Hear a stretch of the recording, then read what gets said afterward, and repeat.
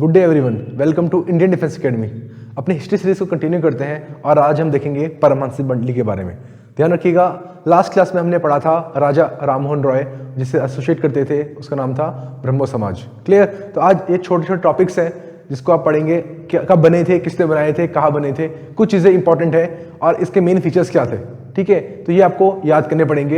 ये आपके एग्जाम के लिए काफ़ी ज़्यादा इंपॉर्टेंट है। इनमें से कोई भी चीज़ आपके एग्जाम में डायरेक्टली पूछी जा सकती है। क्लियर? तो आपको काम क्या होगा, यहाँ पे चीज़ें समझना और फिर उसको याद करना। क्लियर? स्टार्ट करेंगे हम परमहंस मंडली से। परमहंस मंडली से। क्लियर? परमहंस मंडली की बात करूं तो ये बनी थी 1849 में। ईयर याद रखना है, कब बनी थी? 1849 में। और कहाँ बनी थी? बॉम्बे में। क्लियर? कहाँ बनी थी आपकी? बॉम्बे में। क्लियर? बनाई किसने थी ये? तो ध्यान रखिएगा, दो नाम आपके इसमें इंपॉर्टेंट है। एक है ददोबा पांडुरंग, ददोबा पांडुरंग एंड मेहता जी, मेहता जी दुर्गाराम। क्लियर? तो ध्यान रखिएगा, ये जो परमहंस मंडली है बनाई गई थी 1849 में। और कहाँ बनी थी? बॉम्बे में। और बनाई किसने थी? ददोबा पांडुरंग एंड मेहता जी दुर्गाराम ने। क्लियर? इसका काम क्या था, क्या करते थे ये? ठीक है, तो ध्यान रखिएगा, ये जो थे ये लो कास्ट पीपल जो होते थे, लो कास्ट के जो लोग होते थे, उनके हाथों से बना हुआ खाना खाते थे। ठीक है, और यही एग्जाम में पूछा जाता है कि ये जो परमहंस मंडली है करती क्या थी? ये जो लो कास्ट पीपल है, इनसे बना हुआ फूड ये क्या करती थी? ग्रहण करती थी, खाती थी। और ये इंपॉर्टेंट पॉइंट है इसमें, यही आपसे एग्जाम में पूछा जाएगा कि आपकी जो परमहंस मंडली है इसका मेन फीचर्स, ये लो कास्ट के जो लोग थे इनसे बना हुआ खाना खाती थी। क्लियर? बहुत ही इंपॉर्टेंट है और आपको ये चीज याद करनी है। क्लियर? चलिए, अगला है जो आपका वो है प्रार्थना सभा। परमहंस मंडली के बाद अगली है आपकी प्रार्थना सभा। किसने बनाई, कहाँ बनाई, मेन काम क्या है, दैट्स इट। इसके अलावा और आपको कुछ याद नहीं करना है इसमें। क्लियर? अगर पॉइंट आएगा ना, क्वेश्चन यही आएगा कि ऐसी कौन सी सभा थी जो कि लो कास्ट पीपल से बना हुआ खाना खाती थी, तो आपका आंसर क्या हो जाएगा? परमहंस मंडली, दैट्स इट। क्लियर? चलिए आगे देखिए, अगली है आपकी प्रार्थना सभा।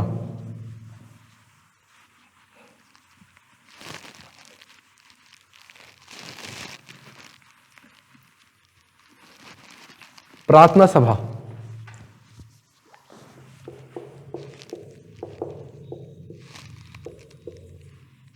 तो प्रार्थना सभा किसने बनाई? तो प्रार्थना सभा में फिर आपके दो नाम आएंगे।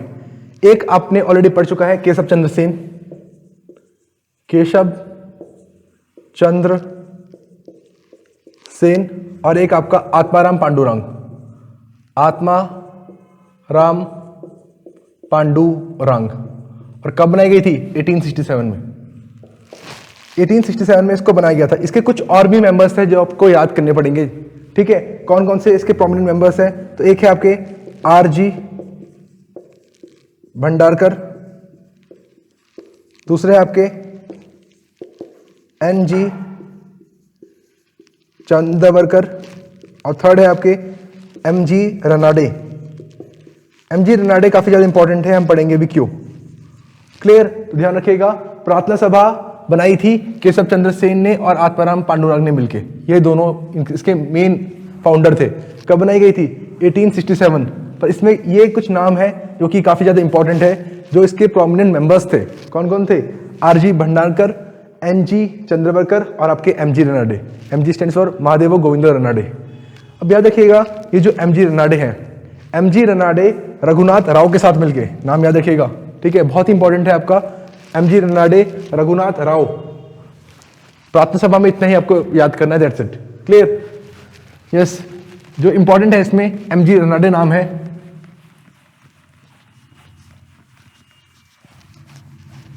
और जो ये एम.जी. रनाडे हैं, ये रघुनाथ राव के साथ मिलके इन्होंने क्या बनाई? इन्होंने बनाई नेशनल सोशल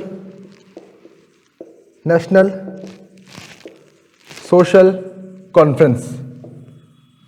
और काफी इंपॉर्टेंट है ये नेशनल सोशल कॉन्फ्रेंस, एनएससी। देखिए क्या है, मैं आपको बताता हूं। ये तो महादेवो गोविंदो रनाडे ने रघुनाथ राव के साथ मिलके एनएससी बनाई, नेशनल सोशल कॉन्फ्रेंस, और ये बनाई गई थी 1887 में। ठीक 2 साल बाद जब आपकी इंडियन नेशनल कांग्रेस का फॉर्मेशन हुआ, ठीक है, या फिर गठन हुआ। ध्यान रखिएगा, अभी आप पढ़ेंगे मेरे साथ, वो आपका नेक्स्ट लेक्चर है, कौन सा, इंडियन नेशनल कांग्रेस। आप सब कुछ पढ़ेंगे आईएनसी के बारे में मेरे साथ। आप सभी को पता होगा इंडियन नेशनल कांग्रेस हमारे देश की सबसे पुरानी पार्टी है, जो कि 1885 में बनाई गई थी, इसके बारे में हम बहुत ही ज्यादा डेप्थ में पढ़ेंगे अगले आने वाले लेक्चर्स में। पर अभी आप ध्यान रखिएगा, ये जो नेशनल सोशल कॉन्फ्रेंस है, ये क्यों बनाई गई थी? ये बनाई गई थी कि इंडियन नेशनल कांग्रेस के अंदर सोशल फैक्टर भी आए, ठीक है, एक सोशल सेल के रूप में, एक सोशल फैक्टर के रूप में ये नेशनल सोशल कॉन्फ्रेंस बनाई गई थी। किसके अंडर काम करती थी ये? इंडियन नेशनल कांग्रेस के अंडर। बनाई कब गई थी? 1887 में। अगर मैं बात करूं तो इसका पहला सेशन जो हुआ था वो मद्रास में हुआ था, ठीक उसी जगह जहां पे इस इंडियन नेशनल कांग्रेस का 3rd सेशन हुआ था। समझिएगा मेरी बात, मैंने क्या बोला? जहां पे इसका 1st सेशन हुआ वहीं पे इसका 3rd सेशन हुआ। ऐसा क्या? जैसे मान लीजिए 1885 में आईएनसी का पहला सेशन होगा, 1886 जब अगला साल आएगा 1886 इसका 2nd सेशन होगा, 1st सेशन इसका बॉम्बे में हुआ था, क्लियर। 1887 इसका 3rd सेशन होगा, और कहा हुआ था 3rd सेशन? 3rd सेशन हुआ था इसका मद्रास में।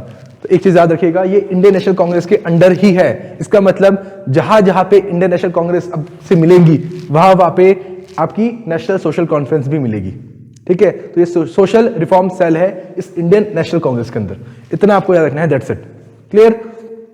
तो मान लीजिए कि नेशनल सोशल कॉन्फ्रेंस अगले साल का मिलेगी जहां पे आईएनसी मिलेगी, जहां जहां पे इंडियन नेशनल कांग्रेस मिली वहीं पे उस साल नेशनल सोशल कॉन्फ्रेंस भी मिली, क्लियर। बस आपको इतनी चीज ध्यान रखनी है। तो पहली बार कब मिलेगी? ये जब बनी होगी मद्रास। और मद्रास में क्यों मिली? क्योंकि 1887 में इंडियन नेशनल कांग्रेस का सेशन भी मद्रास में हुआ था, क्लियर, दैट्स इट। इतनी चीज आपको याद रखनी है। चलिए अगला है आपका यंग बंगाल मूवमेंट।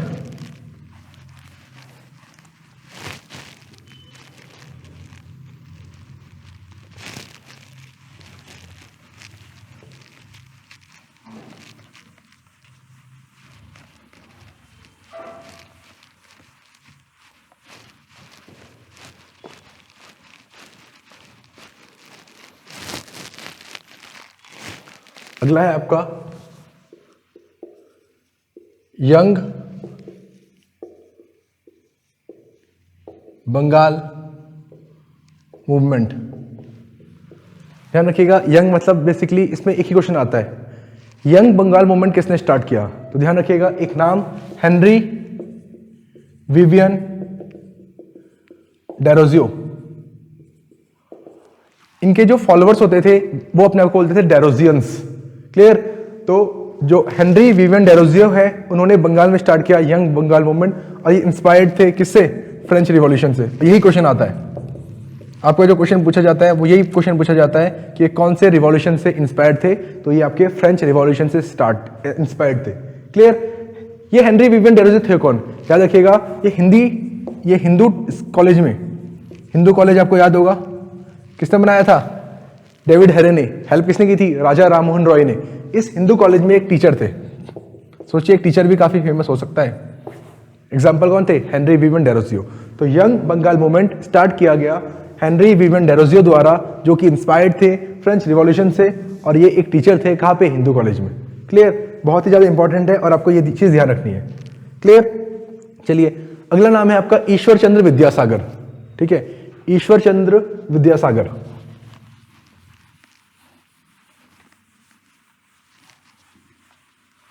जितनी चीजें मैं आपको करा रहा हूं ना, ये सारी चीजें इंपॉर्टेंट है, ठीक है। ये आपको ऐसे ही याद कर लेनी है, आपको दिखेगा एग्जाम्स में कि इनसे कितने सारे क्वेश्चंस आ रहे हैं, क्लियर।